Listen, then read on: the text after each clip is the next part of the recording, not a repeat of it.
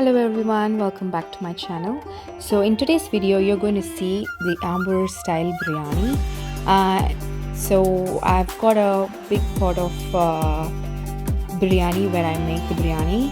So here I'm adding in the ghee and adding the whole spices. I've listed out all the ingredients in the description box so you can have a look on the detailed measurements. And after adding all the whole spices, I've added the oil. Here I'm using rice bran oil, and after that, once the oil is nice and hot, I'm adding in the red onions. I've used about 4 to 5 medium-sized onions, and saute that up for about 5 to 8 minutes until they are golden brown.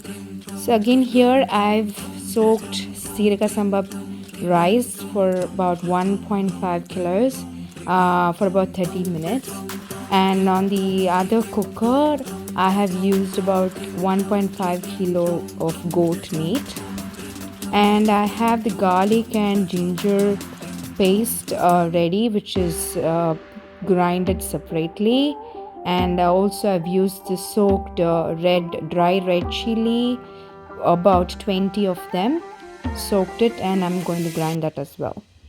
So here I'm adding in the garlic paste, so you can see the red onions have been golden brown, and saute that for about 5 minutes until the raw smell goes. You can see, you can smell the aroma once the garlic paste is added.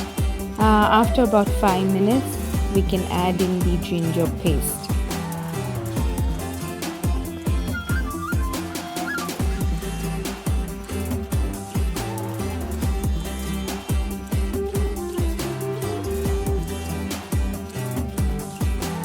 Here I'm adding the ginger paste now. So the main Ambur Biryani, the main ingredient is the ginger and garlic, which is added separately. But in the normal biryani we add the ginger garlic together. And one more thing in Ambur Biryani is where we add the dry red chilli. That is the only spice we had. We don't add any extra hot chili powder or anything like that. So you can see now I've grinded the soaked dry red chilli. I'm adding in that with the onions. Saute that for 5 minutes, and next add in the mint and coriander leaves, and also I've added the green chilies for about 4 is enough, not too much, and saute that again for 5 minutes and until you see the oil comes out. And then next you need to add in the tomatoes. So tomatoes here I've used about equal amount as the onions, so about 4 to 5 tomatoes, which is roughly chopped, and you gotta give about 5 to 8 minutes to make that soft.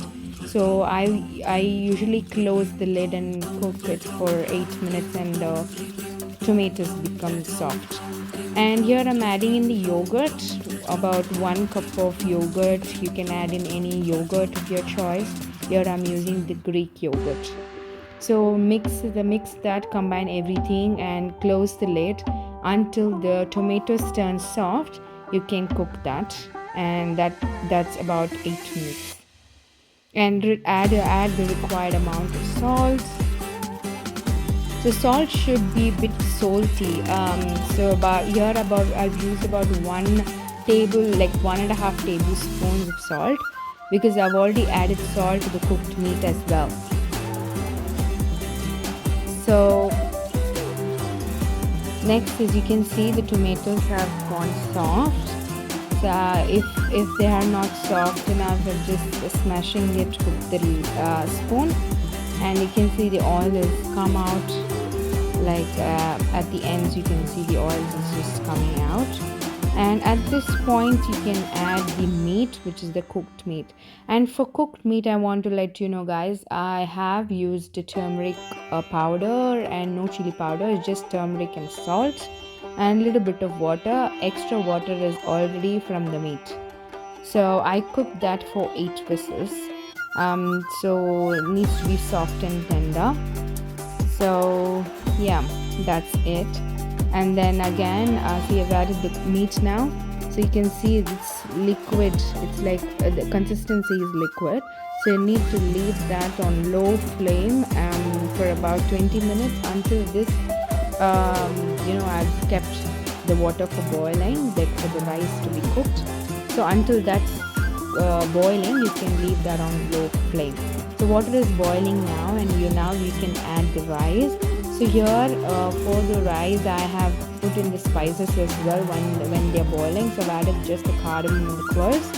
So you can see now the rice is cooked. So the rice is cooked. Now I'm going to strain the rice and put it on dum for 15 minutes. Add in the rice to the gravy and put something heavy on top of it and cook it on low flame. So keep the flame on high for 1 minute and then turn it to the very low flame for about 10 minutes. So 1 minute, 14 minutes on low flame and 1 minute on the high flame. So now you can see the biryani is cooked. Once after the 15 minutes, just turn it off and then let it sit for 5 minutes and then you can serve the biryani. Thank you for watching.